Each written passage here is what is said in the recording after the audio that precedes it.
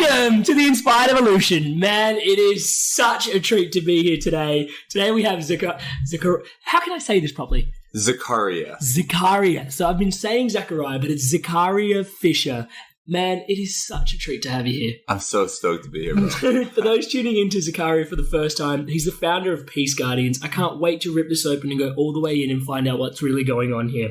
It's a Los Angeles-based global youth organization that promotes a new paradigm of education, right? And this is rooted in things like intuition, creative expression, flow states. They're doing such amazing work. They've actually partnered with Mind Valley and co-facilitated the youth department of Mind Valley University. He's also, just on the side, just because he can, innovated a new sport called Kinflow. And it seeks to change the paradigm of hyper-competition into flow-based objectives. So I'm keen to dive into that and just find out what's going on there, because the word hyper-competition obviously has some real yummy triggers in there. And I think it's really awesome to just connect with someone that is so focused on purpose, has a real deep passion, and is really focused on what curiosity really means in and around life as well. So absolute treat to have you here, bro. Dude, I'm lit up, man. I love the energy, I love the vibe. Yeah. So tell me a little bit more, we could start anywhere, but I'd love to start with where does, you're here, you're informed, and you're creating such amazing things.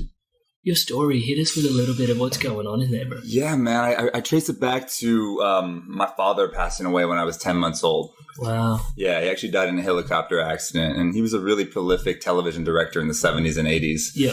And so I always had a gap in my heart from that moment on. It was a real kind of inciting incident. And I, from a young age, felt a calling towards mentorship. I felt like I wanted to give what I didn't have. Right. Be a big brother, basically. Yeah. And so I started coaching. I was really into sports myself and playing a ton of sports. And flow was always a big piece of my upbringing as well. I played basketball for 6 hours and I couldn't even see the hoop anymore. I couldn't hear my mom calling me. I was obsessed with what I later found out was a flow state. You're in the zone. In the zone, baby. Yeah. And, but yeah, so then I was the youngest PE coach in the Los Angeles Unified School District in my early 20s while attending UCLA. Yeah. And so I got a really deep impression of my love for youth growing up and being a teacher, being a mentor. Yeah, teaching.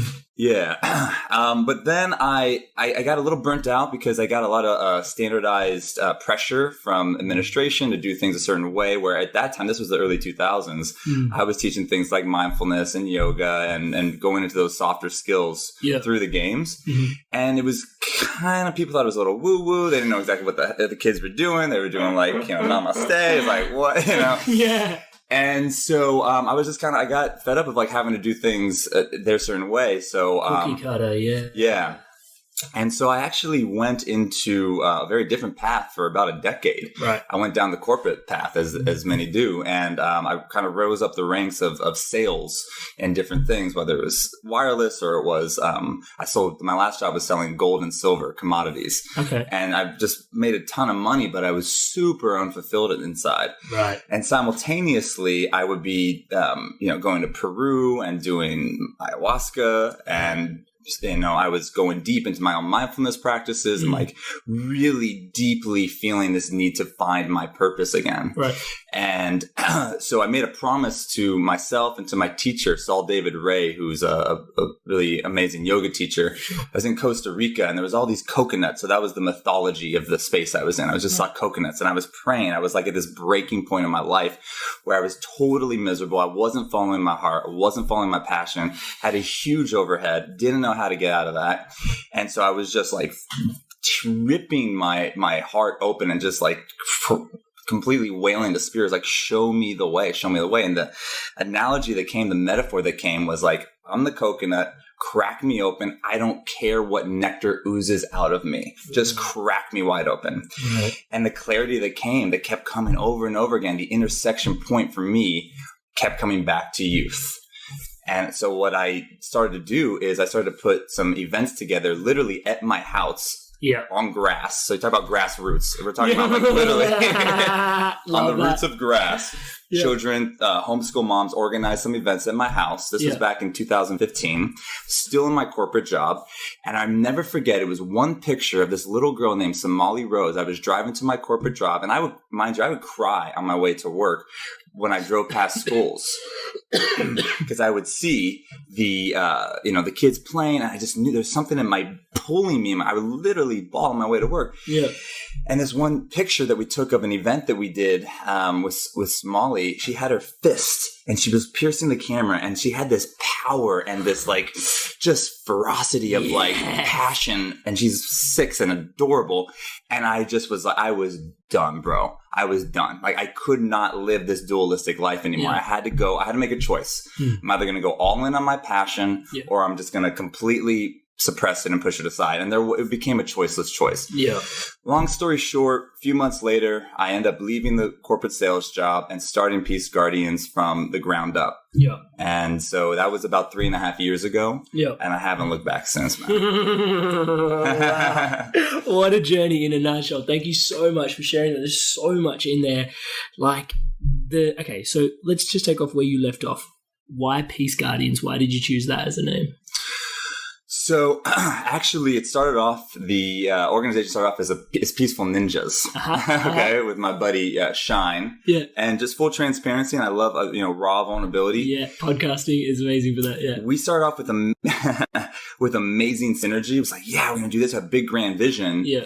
And it was great to like fuel the first initial embers of the vision. But we ended up having a bit of a falling out and seeing things in a different way. Yep. So we went a separate way. And so the only appropriate thing to do was to change the name. Right. And so, Peace Guardians essentially is, instead of being a warrior, because I'm really into the, way of the peaceful warrior, but the mentality of war is no longer something that I really resonate with. Yeah. But the vibration resonance of guardian is something that touches my heart. That's beautiful, brother. There's been this realization that a friend of mine has consistently been bringing to my awareness, which is, he heard it from a quote which he keeps leaning back in on, which is, we've got to wage peace the way they wage war. All of it. Yeah. And I'm just like, wow, because peace needs to get organized, Yeah. And I'm just like, wow, that's really refreshing. So I love the name Peace Guardians and what that really represents and stands behind. I love the way you started as well, because personally, that's where the podcasting came for me as well. Actually, I started inviting people over to my house to have these spiritual philosophy gatherings. And we were just having such great conversations for about a year while I was still in my corporate role, that people were like, dude, start a podcast. And I'm like, nah, man. And I'm like, do it. And I'm like, nah, man. And then eventually it just clicked and I started, and here we are, and 2 years later, it's like completely changed my life. No looking back. Yeah, absolutely. So I love the energy of the grassroots movement, and really, I love the way you put that as well. It wasn't a choice. Choiceless choice. Choiceless choice. Tell me a little bit more about what's burning in the spirit in those moments when you have to just you just know beyond rational thinking. Yeah, I mean, that's a good question. I think intuition plays a big piece of it as well. Yeah. Having the humility and vulnerability to really tune into guidance and surrender and create a lifestyle around that. Yeah. And then once you do, then when something becomes a very clear signal that's undeniable, and you're just your entire cellular being is moving in that direction, then you have to follow that to create a life around that. Yeah. And it just, to me, it became about, first it was like hope, and then it became like faith, and then it became trust, and then it became knowing. That's a really good breakdown. Yeah. Wow. Yeah. Amazing. Because I was going to ask you in the next question, which is for those that perhaps, because I believe, and obviously you and I are walking out onto this own path, that we have this sort of, but I'm curious in terms of those that, are sort of resistant towards taking that leap of faith. But I think you spoke to it a little bit in terms of it starts with hope, and it evolves all the way into trust and then knowing. You can't solve a problem at the same level of mind that created it, right? Einstein. And so for me, what that translates into is, okay, my way, is it bringing me fulfillment? Is it bringing me happiness? Is it uplifting others around me? And if the answer is no, then it's really going back to the drawing board and actually erasing the drawing board, unwinding and unlearning, having the humility. And again, to me, the key words here are humility, vulnerability, listening, surrender, action. Yeah, well. And so it's not going to come from that same paradigm of belief system. And so for me, it was certain practices, whether it was yoga or mindfulness or plant medicine. Plant medicine was a big piece as well. I don't talk a ton about it, but it's certainly played a huge role in helping me gain more clarity. Sure. But ultimately the kind of the thread of it was just listening and surrender. And then from there, getting more and more prompts, more omens, more symbols, more clarity, and building the acceleration of the confidence that those symbols are there for a very precise reason. Yeah. Yeah. You know? I love that. So it's a big redirect. As I'm sitting here with you in this conversation, there's an edge for me that I really want to approach, and I'm hoping we can go there, which is I can sense this in this conversation that there's this. Yes, you're a teacher, right? And so you're helping youth through intuition, through creative expression, through flow. But you can, even in this conversation, like helping them be vulnerable, tapping into like we can, everyone can feel that energy for sure. But I can sense this perpetual student, which is an energy that I completely align to at all times. For me, this is my school. The podcast is my school, but I can sense that in you as well. It's like this energy of continually wanting to grow and learn and develop. Can you talk to us about that? Like, always learning and always being willing to be open and vulnerable and surrendering. Yeah. But then also being like the sharer of like, information, wisdom, knowledge, knowing, and like imparting, and then just that. Yeah, the threads. I think, I was listening to your podcast with Stephen Kotler, and he talked about like, we a lot of times we say love is the absence of fear, but he also used curiosities. Like you can't be curious and fearful at the same time, right? That blew me out of the water. That's a pineal punch. Pineal punch. I love that. Yes. Yeah. And so, I think, and that's a big piece of what we do with the youth is help them to gain clarity and anchoring in their natural curiosities. I mean, Stephen Kotler himself, he wrote the article in Forbes. Jason Silva talks about it. Is like identifying what you're curious about, and in the intersection of your curiosities is the mana of your passion. Yeah. Right. And so I think exploration, wonder, that childlikeness. I mean, I have a bit of to me, children are teachers for me, that like they are teachers, but for me in particular, they're really my guru in many ways. And they just, because they move about the world organically through play. Right. And so playing more, curiosity, wonder, exploration, even like, again, Einstein, his thought experiments, those nonlinear thought forms that just pierce through the veil of linear thinking. So it does require, just a real open mind of wonder, curiosity, and awe. Yeah. You know? Wow.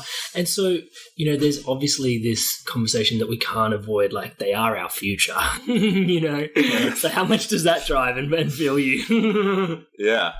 How much what's the question? The fact that the kids are our future, like, is that a massive part of like what drives your passion and purpose as well?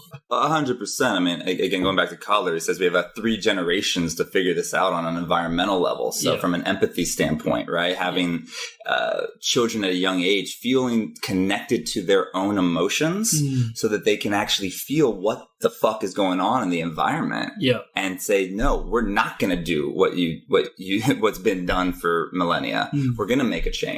And so I think it really does start. I think you nailed it on the head. It starts with empathy. Yeah. And empathy is a space of, to me, vulnerability and feeling safe to feel and to express your feelings from a very young age. Yeah. And so, in terms of the future, I'm a little biased, but I can't think of anything more crucial than how we educate our future generations. Yeah, sweet. Can we go into that a little bit in terms of what are some of the challenges you see at the moment for like, the way kids are currently being like through the mainstream? Obviously, Peace Gardens is bringing like a new paradigm in. Yeah. What is the paradigm that it's replacing in your opinion? Well, on a basic level, you've got an industrial revolution-based education system, that's archaic and no longer applicable to the modern day.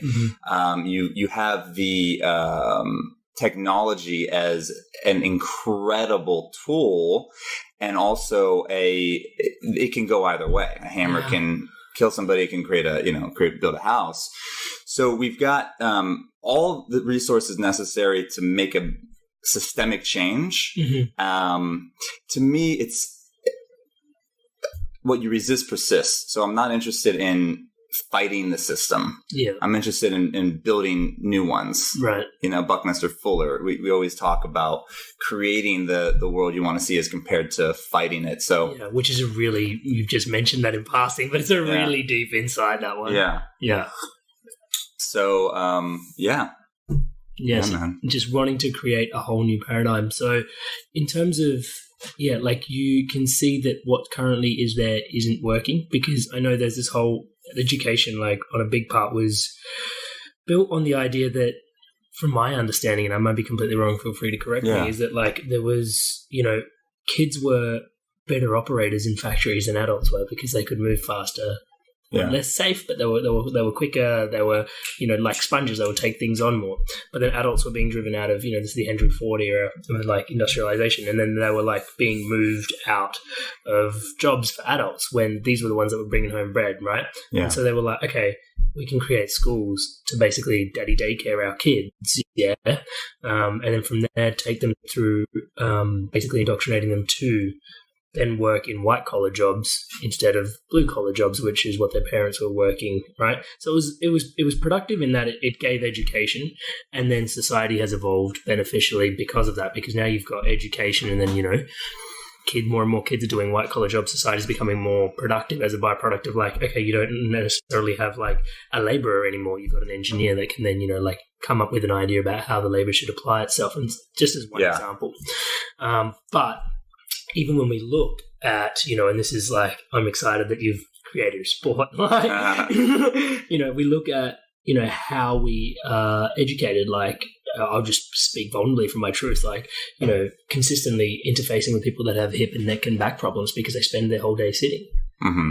And it's like, you need yoga in your life. Why is yoga making a sweep across the West? Because everybody's sitting all the time, but you're indoctrinated to sit. Mm-hmm. And consistently just be in that position so that when you get to your office, it's not weird for you. You spend your school time literally sitting in chairs, answering questions, writing down. It's like, okay, cool. Now you're being grooved into this other paradigm. Yeah. So, there's a whole space in there for like to have a conversation around, the body, but then also intuition and like where like all these other things which don't fit in grooming somebody into industrial labor or industrial workforce really sits, in creativity in and around that.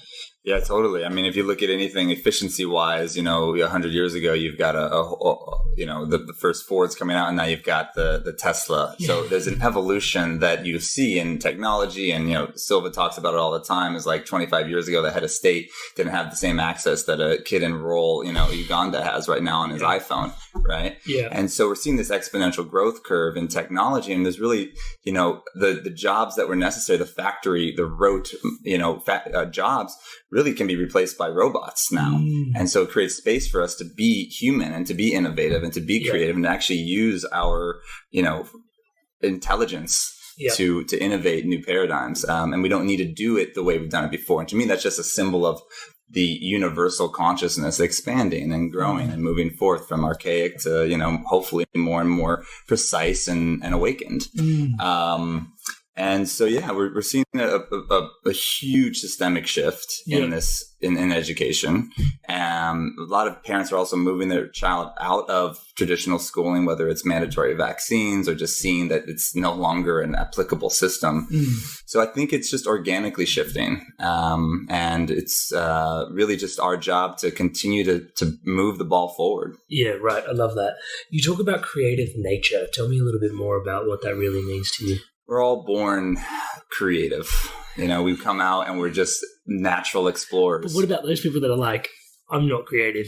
You've heard that statement. I know. I believe what you believe. Yeah. But you've heard that statement is that I'm not creative. And it's like, I hear that and I'm like, okay. Yeah. What goes on in that? Well, I mean, it does take a certain amount of willpower to make changes and to shift belief systems. I mean, that's nothing more than a belief, but innately we are all creative in some fashion. We all have our own unique curiosities and gifts. Yeah. So, that's to me, one of the reasons why I'm passionate about working with children is because you have a real opportunity in those formidable years to have them feel confidence and anchor in that creativity for their lifetime. Yeah. It's a bit harder when it gets calcified into adulthood and we feel, that you just like you said, maybe we don't feel creative. But I think the starting point is a great question that a friend of mine just gave me to ask the kids is, you're 10 years old. Okay, so this is actually a great question for adults.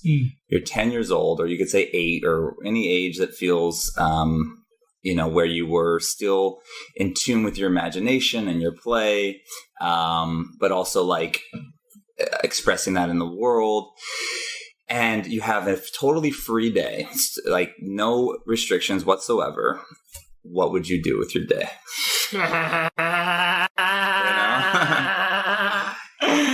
And starting to bring that remembrance of what we brought us so much joy as a child. Yeah, I'd literally just grab my BMX and just piss off. Some of it, different levels of it. But even if it was a little like, whatever it is, a little abstract, a little weird, something that's not practical now. Yeah. The core question there isn't so much what you were doing as it is how you felt, the feeling you experienced. Right. And anchoring that in, remembering that. Because that's the mana. Yeah, amazing. I love that. And so when you're saying these kids are your teachers, some part of me lights up because, when we talk about creativity and, I guess, youth, I remember coaching the kids at my University into podcasting, just because it was something that, has given me so much that, like here at my there's everybody has a voice, everybody has a message is something I believe. So like giving them a platform to do that is like a blessing for me, just to be able to support people's mission. So in and around that, I was like, I sit down with adults and it's like, yep, let's create a podcast. What would you like to do? And they're like, okay, this is my idea. This is my background. And somehow it always ends up in personal development space, like most of it. And admittedly, it's probably because where I'm in those circles. So my echo chamber. But I remember going to coach these kids into podcasting, and the ideas were like, I want to talk about how football has an influence on fashion. And I'm like, that's a brilliant idea. Like, who comes up with that, Right. And they're like, I want to talk about how the environment, like, that I live in impacts my thoughts. And I'm like, dude, you're like 8. That's your thought? Like, dude, are you serious? And just the ideas, it was such like a bedrock hot, like, it was just hot. Well, it was the only way I could describe it in terms of like what was coming out of that. And I was just like, kids are so creative. Yeah. Like, so creative. Like, the abundance is ridiculous. Yeah, for sure. Tell me more about that. Like, like you would interface with a lot of this, and like creativity becomes like a natural way of being, I guess. Yeah, I think, it's in general terms less jaded by life and by systems and by suppressed societal mental constructs. Yeah. And that's what it takes. It takes that abstract play-based wild energy to go to those places. And to me that it's a sacred, it's a sacred birthright that we all have is to go to those places. And that's why I'm so fascinated by flow. Yeah. It could be a good transition there because, as Collar talks about, as the prefrontal cortex goes radio silent, we don't measure time in the same fashion. We don't measure our self-identity, the inner critic. And from that place, all magic occurs, whether it's a musician in the pocket or an athlete in the zone, it's literally a different perception of reality when you're in flow. And children in play are a perfect embodiment of flow. A creative child is a child in flow. Amazing. Tell us more about the sport. Yeah. Kim Flow. Kim Flow is like the nectar of my Dharma within the shell of Dharma. I mean, it's really, that's like because to me, it is I could play for endless amount of time. It's really, it's my most raw passion. Yeah. And that's where it all started so I'll give you the backstory, to it is, as I was mentioning in the earlier in the podcast, is I would play basketball for hours upon hours. Sure. And it was my escape. It was my joy. It was my passion. And when I got to high school, I came upon a coach that really fucked with my head, man. He really tore me to shreds and just made me overthink everything and prove myself. And I got totally out of my flow state, which was what made me really good and really have the joy. It crushed my heart. I ended up quitting basketball and basically not picking up a ball for a decade. Wow. I mean, I'm talking like it was the top 2 or 3 traumatizing experience in my life. And so, but I always, in my heart of hearts, that joy that I felt as a child lived with me. And so I went into the corporate world, right? Yeah. Kind of losing touch with that.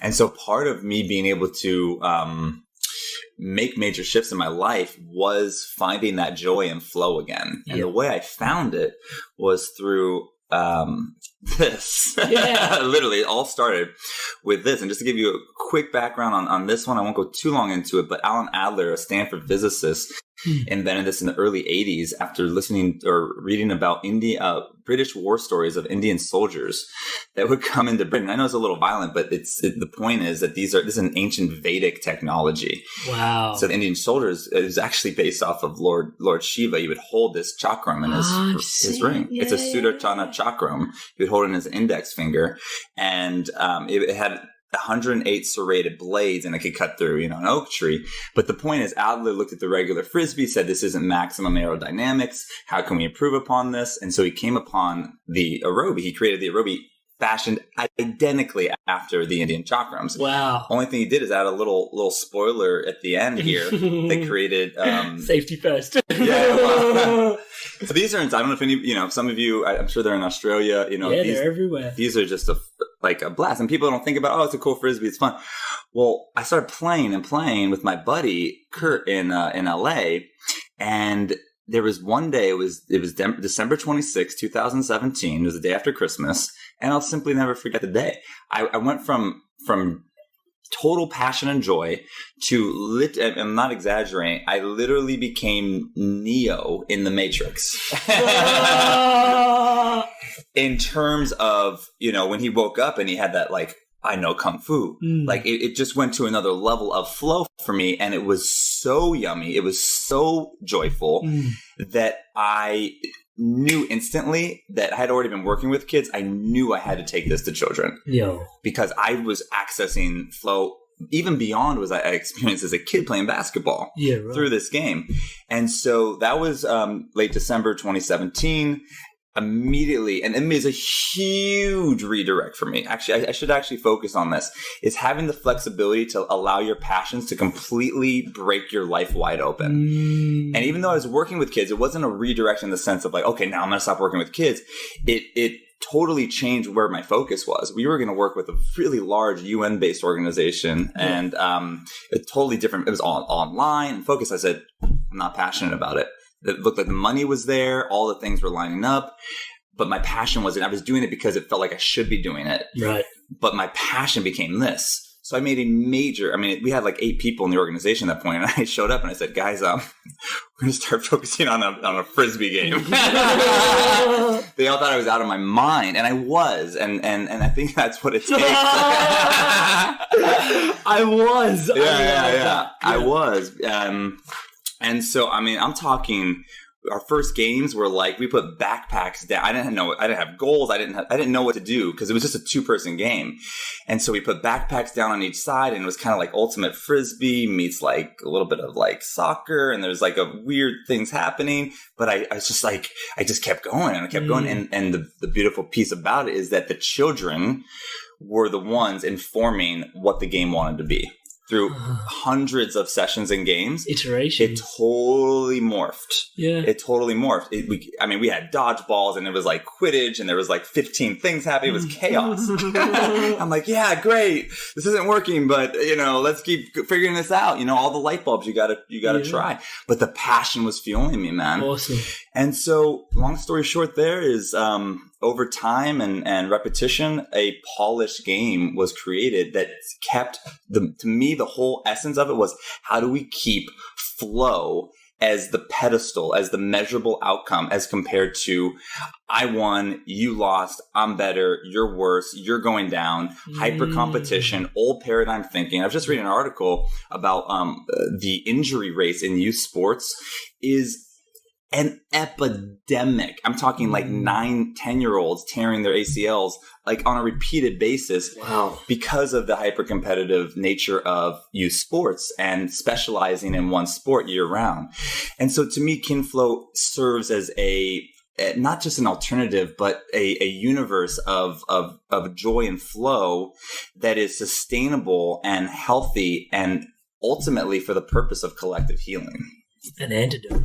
Antidote. Yeah. I love that. So that's the game in it. Even as you're sharing about it, you see how much passion there is there. It's amazing. I want to play. There's the in and around that then, like there's the underlying thread for me is the impetus for adults to cultivate more childlike states. Yeah. 1,000%, man. Yeah. I mean, it's just I speak for myself, but it's what fuels me. I mean, and when people talk about like when they're around me, they feel a sense of joy and like food, and your laugh as well. Like actually, the first thing I ever noticed about you was you laughing. Touch wood. You're a Shanti. We didn't even meet, but I'm like, who is this guy? He laughs louder than I do. Like nobody laughs. Nobody laughs louder than me. Touch wood. But yeah, that laughter, man, and children teach me. They just teach me that play. You know? Yeah, incredible. Can I ask you a bit of a personal question? And this comes from a place of like consistently just having interviewed so many people on the Inspired Evolution. One thing that's really come up for me is I would almost like to say, I'm being very conservative when I say 80% of the time. Yeah. So, but I'm going to just say 80% of the time. Our biggest challenges form our biggest gifts in the world. It's kind of like this thread of the Inspired Evolution, like interviewing these amazing people such as yourself. And I couldn't help but notice that, you had a coach that kind of said, like, kind of just fucked your flow. Yeah, fucked your creative expression in sport, and then like here you are now creating new sports, teaching kids, you know what I mean? Because I'm looking and I'm going, man, that's really deep. Like, that's, you've created something really special there. And like, yes, trauma, but then on the other side of it, like, if you own that and you move through it, like some amazing stuff comes out of that. Yeah.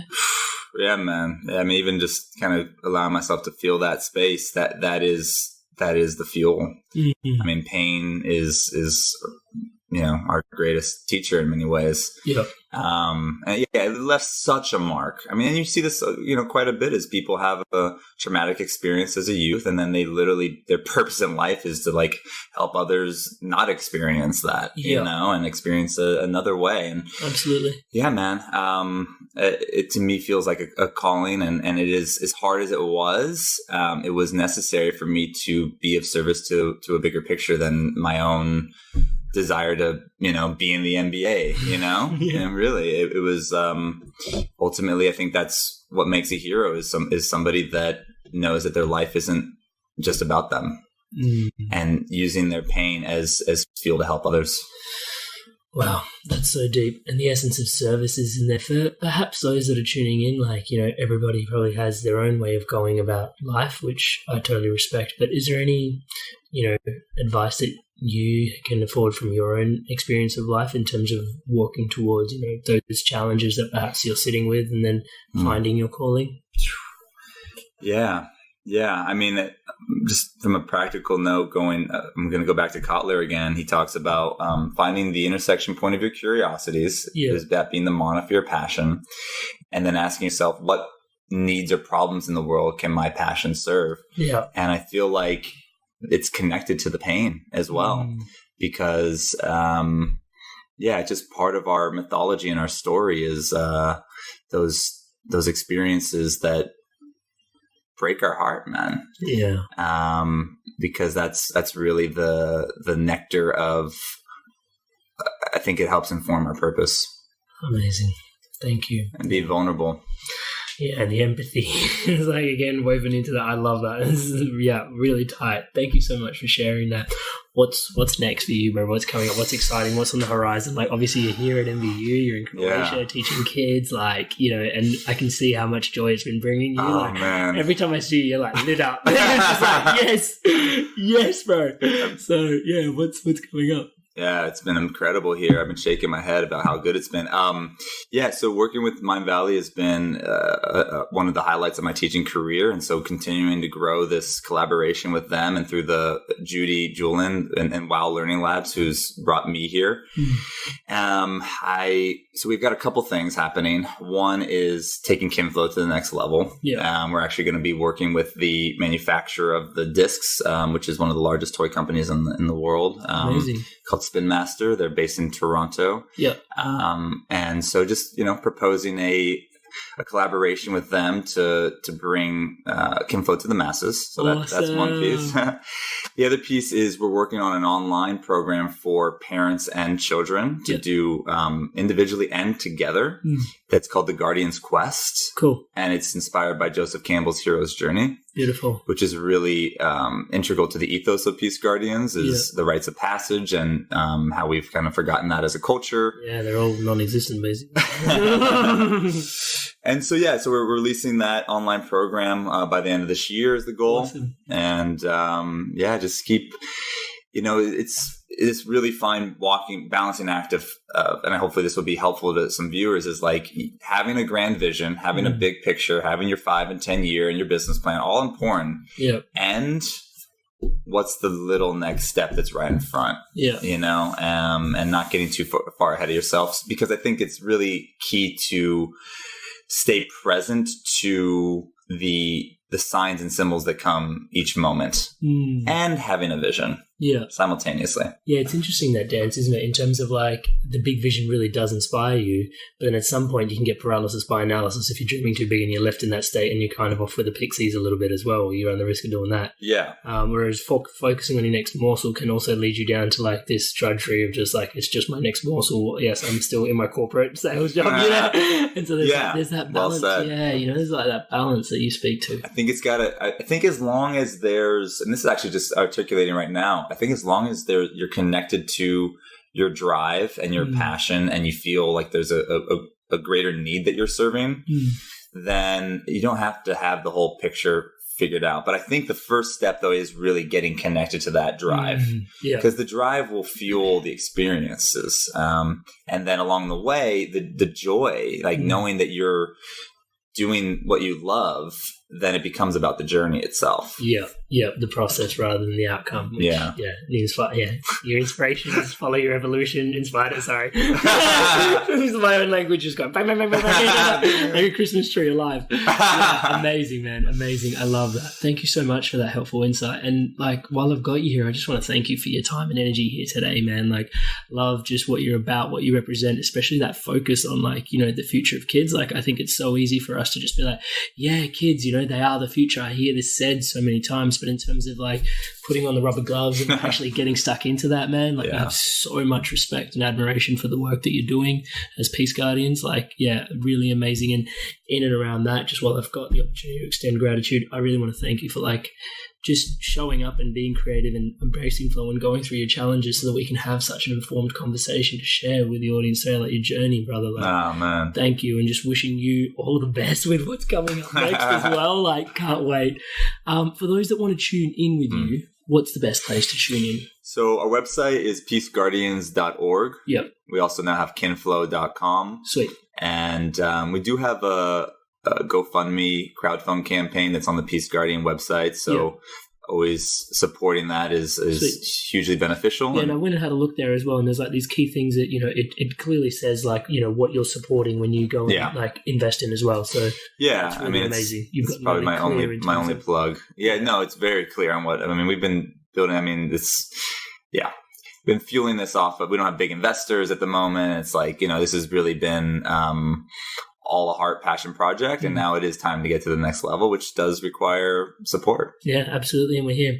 My very last question, and by no means my least question, is beyond Kinflow, beyond Peace Guardians, beyond the name, beyond the skin suit, esoteric in its nature. Who are you? Wow. Well, I'll start off by saying who I'm not. I'm not this avatar that's, and we're not these avatars and our stories though they help inform our passion, our purpose. Who am I? We are. Who am I? I'm someone that experiences divinity through play, through vulnerability, and through my heart, leading with my heart. My name in Hebrew, Zachariah, means to remember. Remember Jah, remember Source, and I feel like the closest we get to remembering is those moments where we're free, we're raw, we're open, we're vulnerable, and not afraid to love and be loved. Thank you so much, brother. Yeah, man. Thank you guys so much for tuning in to the Love of the Inspired Evolution and sharing the Love of the Inspired Evolution. If you feel like this content has supported you or may support anyone else that you know may resonate with the content of it, please share away and share the love around. Thank you guys so much. And to stay up to date on whatever's coming out with the Inspired Evolution, please subscribe. There's all these links in the bio for you to tune into the episodes and all these different platforms, just so that message can get to you and your loved ones. Thank you so much for all your love and support. Stay inspired to evolve.